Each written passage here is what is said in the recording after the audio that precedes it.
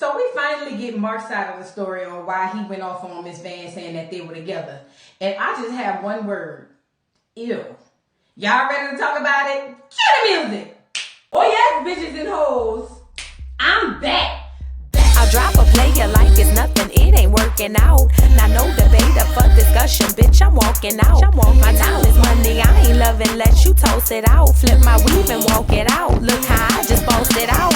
Now come on baby, why you bugging, we can't talk it out. I keeps it moving, I ain't tripping, lost another spouse. I'm just a boss, it's in my blood, no I won't scream or shout. Grabbing my keys.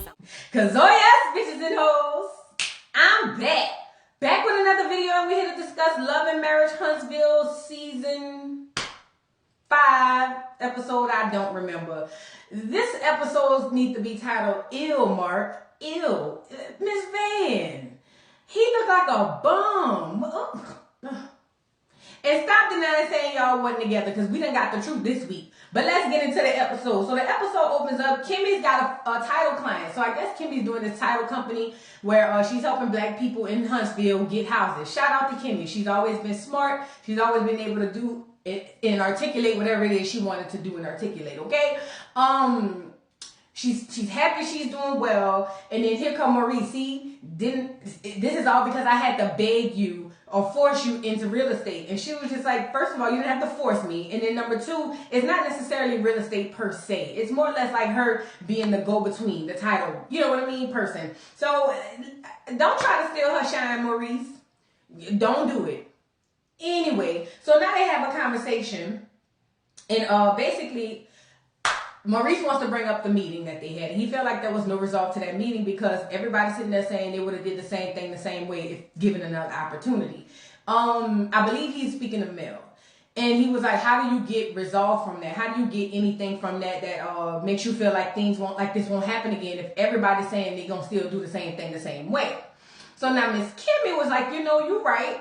But at the end of the day, that's just a group of people that we dealing with. However, it's funny that you over here talking about, you and Maurice or Marceau, talking about tempering Miss Wanda, but y'all still ain't really trying to address the tempering your brother Mark. You know what I mean? Because he's basically doing the exact same thing, and that's what she said at that meeting. So now here come Maurice. Oh, it's different. It's not the same. Well, it is. Okay? He's saying something on social media that affects somebody else in the group. So it's the same thing like Miss Wanda had going on. But he said his brother is stubborn and it's hard to talk to his brother. That's his older brother, So it's going to be kind of hard to talk to Mark. Well, get it how you live. Like she said, you want people to feel like y'all weak, you and Marceau, because y'all scared of Mark. And after seeing Mark, ew. I'm going to keep saying that. Ew. Like, I just don't get it. Girl, Miss Van, you must have been desperate. Maybe he looked it better back when y'all was messing. Maybe his mind was different back when y'all was messing around, because ew. Anyway, but she was like, yeah, you need to just try to talk to him. And he said he gonna get with Marceau and they gonna see about talking to him, but they can't promise you nothing. Well, same grace needs to be given to Tisha, and her mom. Although Miss Wanda do need to sit her ass down. But give the same grace then. Give the same doggone grace. So anyway, Kimmy basically says, because he was like, no, Kimmy says, listen, you got to try. Because if you don't try, it's like the civil rights movement. There wouldn't be a civil rights movement if nobody ever tried. And then he was like, girl, please, you cannot compare the civil rights movement to somebody defending themselves. Because that's the whole thing. Mark feels like he's defending himself because she lied and said we wasn't messing around. Y'all know Dusties don't like to be denied in public. Y'all know that. Come on now, Miss Wanda. Not Miss Wanda, Miss Van. Y'all know that. Y'all, that's why y'all gotta leave these Dusties in the dust. Let's move on. We move to the next scene. Mel is over there setting up her products, child. She gonna put that plug in there regardless, as she should. But she over there setting up her product, and we get a call from what's the little trader name? The treasonous girl, Kiki. Talking about she outside. Now, Mel was like, I hadn't talked to her in a while. We normally would talk sometimes. But, girl, we already know y'all ain't friends like that. But Kiki decided to make an appearance to come up to tell us what the hell was happening back in the Gap. So, remember, I don't know if y'all recall when she went to, they were at the family gathering when Miss Wanda was trying to get Show Enough off the ground so Marceau could see that it was a real thing. And she said that he was trying to blackmail her. She said because when she was at that table about to say what she was going to say, he said basically shut it down or I'll tell him everything about you. Now, at the moment, she shut it down, okay? And in my mind, I'm like, she must have been in the feds. Like, what's going on, girl? Like, you scheming, scamming? Like, what you doing? You know, because him and Tisha felt like it was necessary for them to tell Mel and Martell what was going on with her because it could directly affect them. And I never understood what the hell it was. Well, come to find out, she admits that she was addicted to pain medication because she had been had a surgery or whatever, and she had been taking them for 2 months straight. And girl went straight crackhead. Yeah, she started stealing them out your house, you know. If you got a bottle of 12, she'll just take 2, you know, 1 or 2, just so you don't notice it right away. She was going around people's houses stealing their drugs. Now, I ain't gonna lie. I would want to know that. If you hanging out with me, you cool with me, and you on that stuff that bad, and I get it, I know addiction is a doggone disease and all that. But what I'm saying is, if you going around people's medicine cabinets and opening up their bottles, taking 4 pills out of 30 and not letting them know, and then people going to need their meds, and then now they got to say, the med saying, look for me, then I need to know that. I don't think they was wrong for telling them that. I would have told her that too.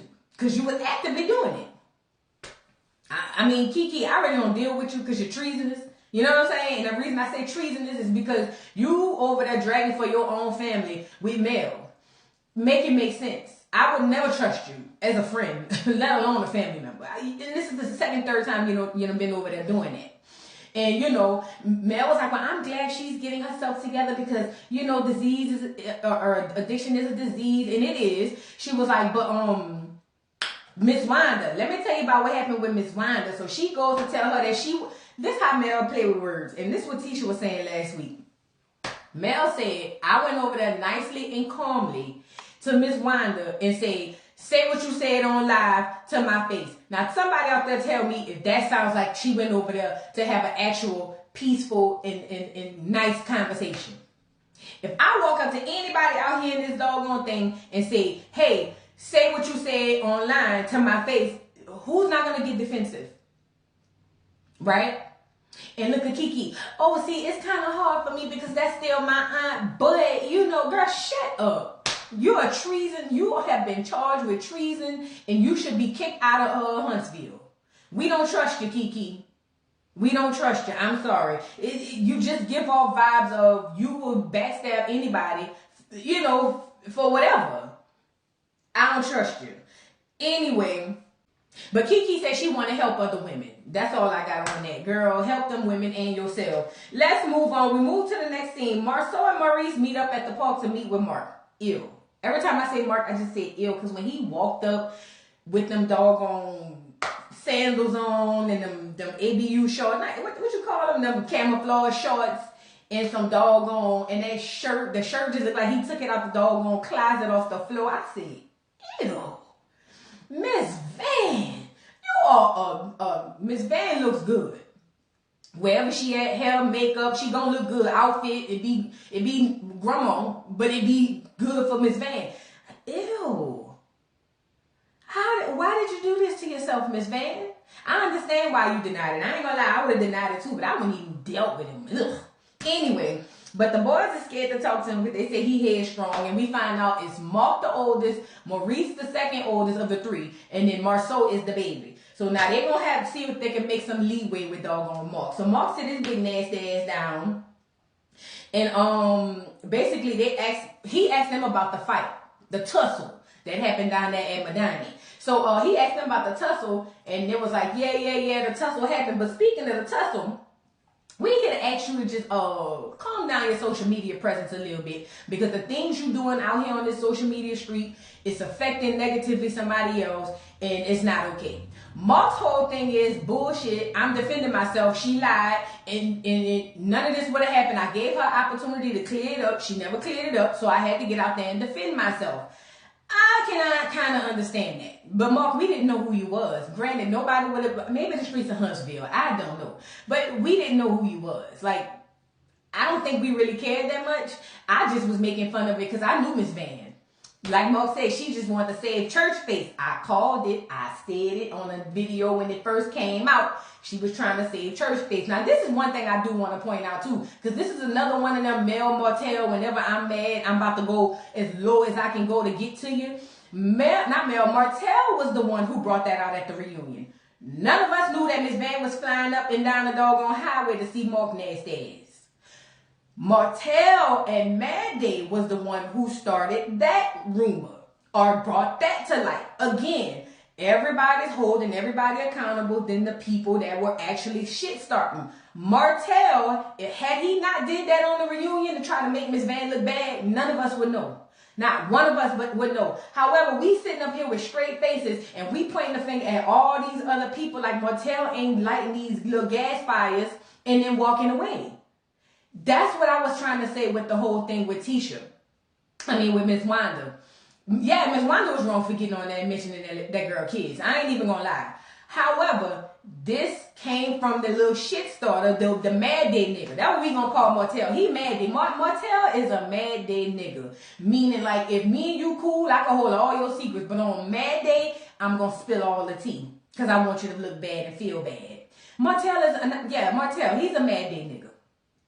Is. And I think that is disgusting. And I think that a lot of things wouldn't come to play if he hadn't opened his mouth. Yet he sits there at the head of the table talking about Miss Wanda gotta go. No, Martell, you and your bitch made ways got to go. Your Mad Day Martell got to go. That's what's got to go. Because we wouldn't know none of this if Mad Day don't come and hit you and then you want to hit below the belt. Nobody wants to address that because everybody loves Mel. I like Mel too, but we gotta be honest. We can't just be up here saying any old thing. But anyway, Mark lets us know that they weren't no damn friends. Because friends don't be flying up and down the road and buying people airplane rides for their birthday. Miss Van, that was your man. That was your man, Miss Van. That was your man. And that's all right. Listen, I seen him. I wouldn't want people to know that I was sleeping with him neither. Nor would I have ever drove 4-5 minutes to go see him, let alone 4-5 hours and buying airplane rides. You know the kind where they put the headphones on and they together and they kissing. Yeah, ain't no way, Miss Van. That was your man. That was your man. And again, we all understand why you don't want to tame him, but that was your man. I'm gonna need everybody to stop looking at Miss Van like the church woman and act like the church women don't be getting laid too. Okay? They get laid more than the rest of them. But he said, basically, stop going around here acting crazy saying that we wasn't together. Hell, we was together. That was what Mark's whole thing was. And you know what? I'll give his big nasty ass that. I don't blame him. If I was her, I would have denied Mark. But if I'm Mark, hell no, Miss Van. You better get up there and scream into the mountaintops. Mad Day Mark is what we calling them. Mad Day Mark and Mad Day Martell, girl. This is these, the men are the new women. And I don't like that. I just don't like that. But anyway, Marceau is trying to, because Mark asked Marceau, hey, how does my internet presence affect you personally? I don't know what the hell Marceau was talking about if I throw a rock and it hit, and I'm trying to hit you, but it hit Maurice, and then Maurice throw the rock, and then I throw the rock, and then I'm fighting Maurice, and it wasn't even supposed to be. What? Marceau, you could have left that out. I watched it, I played it back twice and still don't understand what the hell you were talking about. But you summed it up pretty good and was like, basically it affects the people in the group, which affects us, which affects the kids. Think about your nieces and nephews. Think about your brothers. If I was doing something online that directly affected you or your family, I would stop it just off the strength of you, my brother. You could have just left it there because that whole analogy you gave, ew. Anyway, so now Mark said he ain't the bigger person. He said what he not gonna ever be in his life is the bigger person. And he's not as sensitive to women as other people. Mark, you sound like a big bitch. You're not as sensitive to women as other people. Your big nasty ass is not as sensitive to other women or to women as other people. You big nasty blah. You big nasty son of a you know what. You big nasty. You shaped like a dinner roll. And you gonna get up on this internet and say you not as sensitive to women as other people. You big nasty. Again, Miss Van, I blame you. Because he wouldn't have got the time of day. Big Nasty, I'm going to need you to get your stuff together. He said he will not be apologizing unless maybe, I think he said he willing to apologize. I don't know, but he said he not apologizing. He said, F you respectfully. That's what you chose to lay down with. Let's move on. We move to the next scene. Destiny meets up with Tisha to check on her since they had that big old throwdown brawl at Madani. Okay. I mean, I guess it was the right thing to do. Your mama was out there acting a damn fool, running up behind the girl, Mel, and all that. So she meet up with her and asked her how she was doing, and she said, I'm doing all right, I'm doing. And Tisha asked her, she said, well, girl, have you heard from anybody since the whole Madani thing? She said, well, I heard from Martell, but I didn't hear nothing from Mel, but that ship is sailed. Girl, like you said, I normally care for apologies, but at this point, girl, I wouldn't even want one, to be honest. Because she don't feel like she's wrong, period. Mel feel like she had no part, no negative role to play in that whole thing. So I wouldn't even want an apology from her. Tisha brings up the fact that, it's wrong because that's a black business and you're a owner, having all that type of stuff in front of your door. She said, but at least people know where you at now. I ain't gonna lie. That's true. That's true. But anyway, Destiny goes on to tell Tisha that she had a conversation with doggone Stormy. Because, she said none of them was invited, her nor Mel. I knew it was a public event, but at the end of the day, none of them helpers was invited yet. Both of them came. But she did appreciate the fact that Stormy came correct. But she felt like the way Mel came in there and did a little 1-2, hey, that wasn't okay. Well, then again, Destiny, you didn't do nothing about it, but wait until the girl walk outside and yell out the door, next time you should speak to me. I should have escorted you out of here, but you didn't. That's just the bottom line. Destiny, you didn't. We don't want to hear it no more. We done. We don't want to hear how you felt about it because you did nothing in the moment. We don't want to hear it. But anyway, she goes on to say that she had a conversation with Stormy, and Tisha asked her how she felt about the Gucci bag, because she want to be Gucci, And Stormy said she told, Destiny said she told Stormy to her face, basically, girl, that was what kind of gift she called it? A flex gift. That was a flex gift. That was what she said. And Tisha was like, you told that to her face? Yeah. I mean, like people can't tell Stormy to her face that she had a flex gift? Hell yeah. And I'd have gave that shit back too. Now, I probably would have sold it. Fuck it. I'd have put it on Facebook Marketplace and sold it. Girl, bye. Anyway, but she was just like, that was a flex gift, but we had a conversation. She's talking about trying to get all the girls together to do something, and I told her, no, work on me and you. Don't try to include me with no male shit. And as we see on the next week's episode, she's going to be right there in the male shit. Destiny, you so fake, girl. You are so fake. I don't even know why you're even here at this point. Anyway, moving on, because I don't want to talk about it no more. She talked about how she might have got in trouble with her new man. I forgot his name, because he's a ghost, as far as we know. And, because he wants her to cook when she come out there. He said, you be cooking while you at home, but you don't want to cook when you out here. She said, well, this might be my little vacation time. I be done flew out and all that. I don't be, want to cook when I get down there. So you got you one of the more traditional men, not Destiny. You either going to be a Tisha or you going to be a male. Well, no, I ain't going to say male. You either gonna be a Tisha or be a boss. Girl, look, tell that nigga you ain't cooking. You gonna order in Uber Eats, and that's gonna be that. Now, you come see me during the week. I cook when I'm cooking during the week. If I cook sometimes when I feel like it, but that ain't what I'm trying to do. That's my suggestion to you, Destiny. But she feel like she might have got in trouble. Girl, if he leave you because you ain't cooked, good. You just dodged the bullet. Let's move on. We move to the next scene.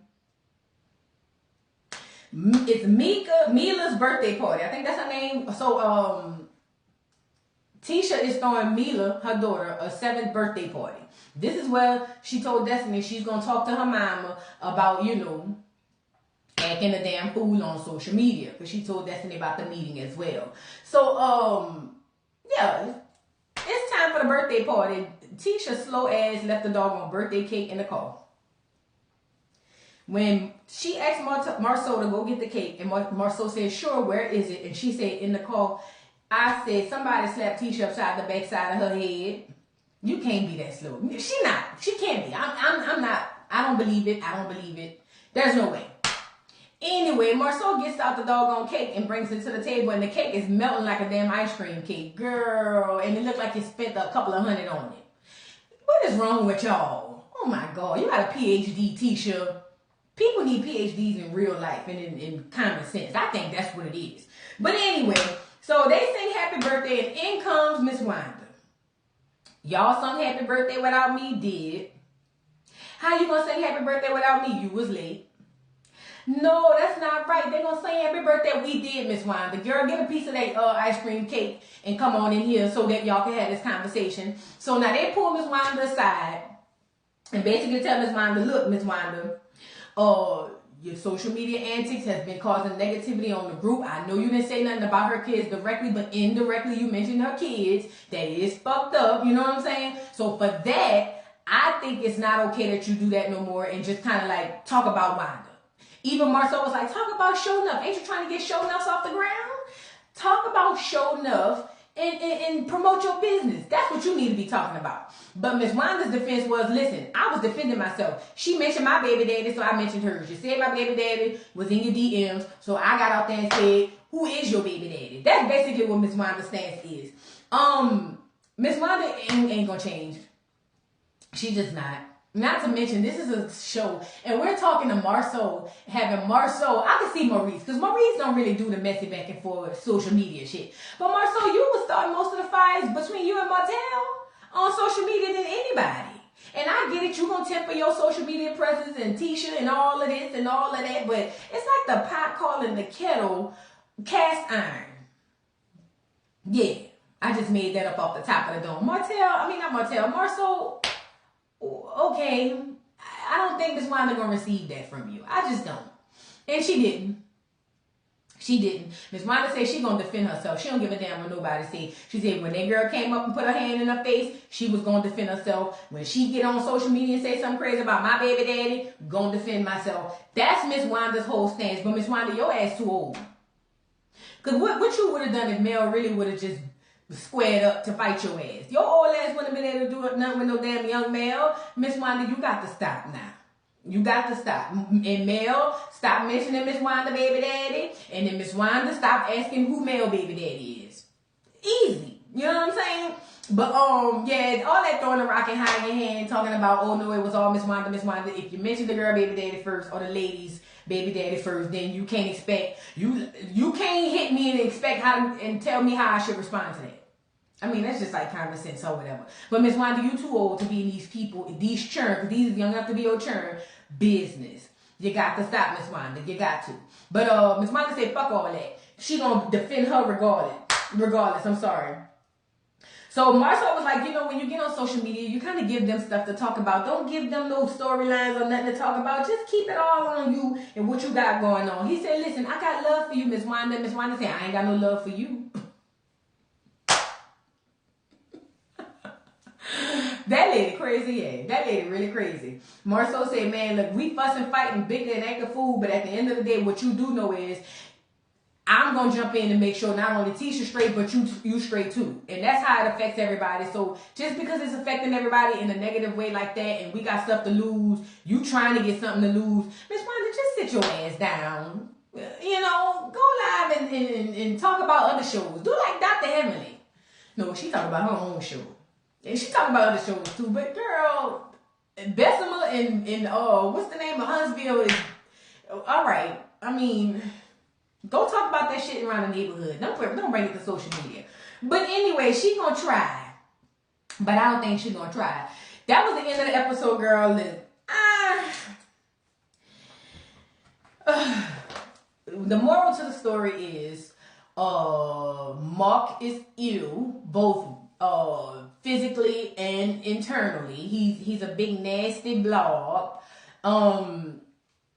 Miss Wanda says she can't be fake. She gonna always defend herself, and honestly, nobody's gonna change that. It is what it is. Kiki was on that stuff and was around here in your medicine cabinets, stealing your goddamn medicine. I'm sorry. And then get mad because Marceau and Tisha felt the need to tell Mel, hey, be on the lookout, Bolo, lock up your medicine, because that girl around there going through your medicine cabinets and stealing and whatnot. Kiki, he wasn't wrong for that. Now, was he wrong for trying to blackmail you? Yes. But he wasn't wrong for warning them, warn me, heifer, because I want to know if you going through my medicine cabinets to steal 2 pills out of my pills. And I don't even have no pills. But I'm just saying if I did. You know what I mean? People be needing their medication or whatever. And what else? What other point we got? We said Mark was a big nasty ass blob. Kiki was on that dope, on that stuff. No, it ain't allegedly. She just said it. She was addicted to doggone pills and was running around stealing. This came from her mouth. Our people medicine cabinets. We just said that. What's the Miss Wanda ain't gonna change and she ain't gonna be fake. She said what she said. And yeah, trying to talk to Mark was pointless because Mark gonna do the same thing too, period. Y'all drop down in the comments and let me know what y'all thought about this week's episode of Love and Marriage Huntsville. Please don't forget to like, subscribe, hit the notification bell, and I'll see you hoes later. Bye. Mr. Carroll, how you give the voodoo doll time to talk? I don't get no fucking time to talk. Who the voodoo doll is? The nigga you just had up here.